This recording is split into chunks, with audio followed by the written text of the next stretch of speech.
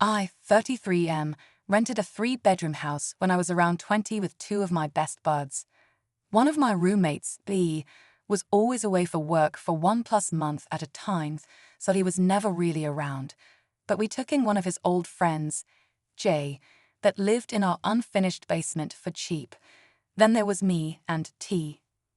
I dabbled with experimenting with drugs, but I was mainly a drinker. It was mostly just booze and weed around the house. We started to have this guy coming to the house periodically asking if T was around.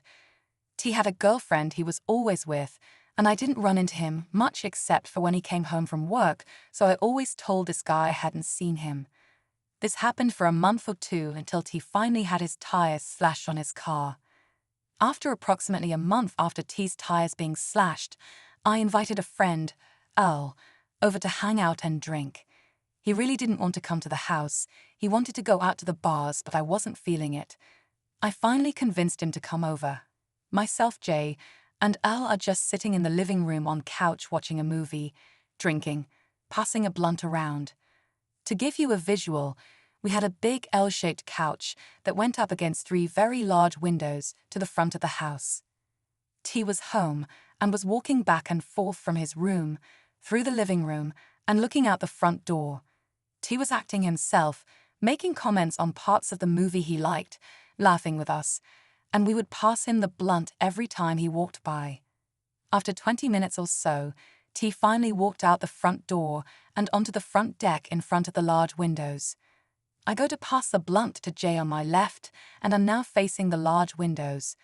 As soon as Jay puts his hand on the blunt, we heard an extremely loud *bang*, and I watched T fall to the ground outside. Me, Jay, and I'll jump up from our seats. I run to the front door to look out the window, dark outside, and see a vehicle backed into our driveway with someone standing at the back of the vehicle. I immediately lock the door and yell that someone just shot TJ, and L immediately run out the back door into the backyard.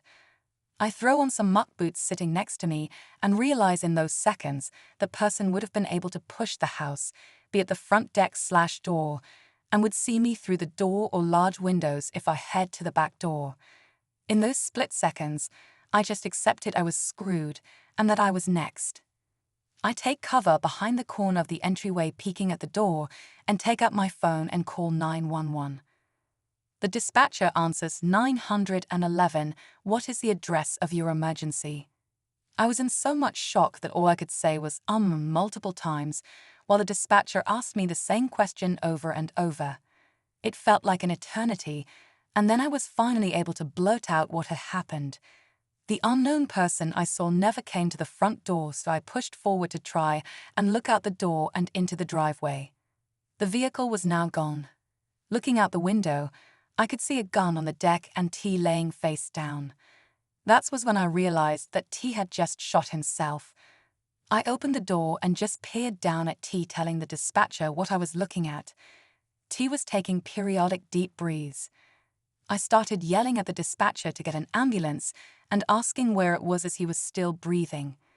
Again at the time, even though just asking for an ambulance, seconds felt like an eternity.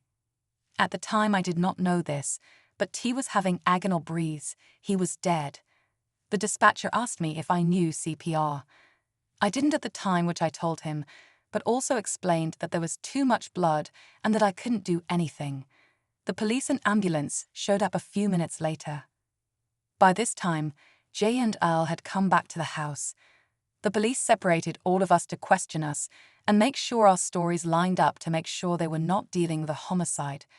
I remember at the time being so upset being treated like I was a suspect and criminal.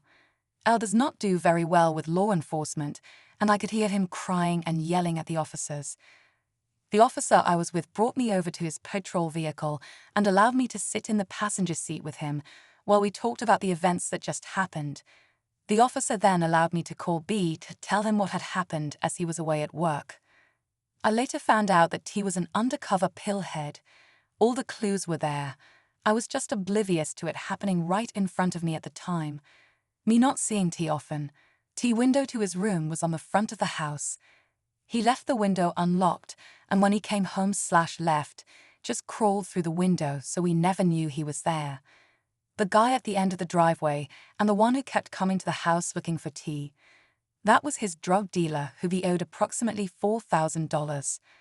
After T dodged him for so long, he couldn't take the harassment from him anymore, his drug habit, and the issues he was having with his girlfriend. T called up his drug dealer, told him to meet him at the house, and then shot himself with a gun he stole from his dad as the drug dealer walked towards him to confront him on the front deck.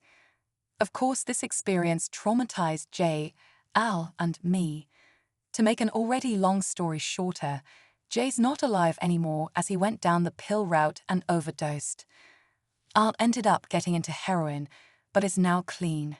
He is not the same person that I once knew. Me? It took me years to figure myself out, but I hated how the police treated us that night. I made it a goal to start a career in law enforcement so that no one had to feel the way that I did that day and have someone they could rely on in the moments they needed someone most. I've now been a police officer for 7 years, dealing with the same situation more times than I can remember. I've been there to talk people out of taking their own life. I've been there and watched people take their life in front of me, reliving the worst day of my life. I've also received life-saving awards for people that I have saved after they attempted to take their own life. I earned the Officer of the Year award in 2020. This traumatic experience paved the way for my life. I moved across the country in my dark times to get away from my hometown years after T died by suicide. I was able to meet my now wife, meet my goal, start my career, build a house, and start a family. I now have 2 young kids, a girl and a boy. I am not sure where I would be or what I would be doing if this all never happened, but I know I wouldn't be the person I am today without this whole experience. I wish T was still here, but this unfortunate event will haunt me for the rest of my days.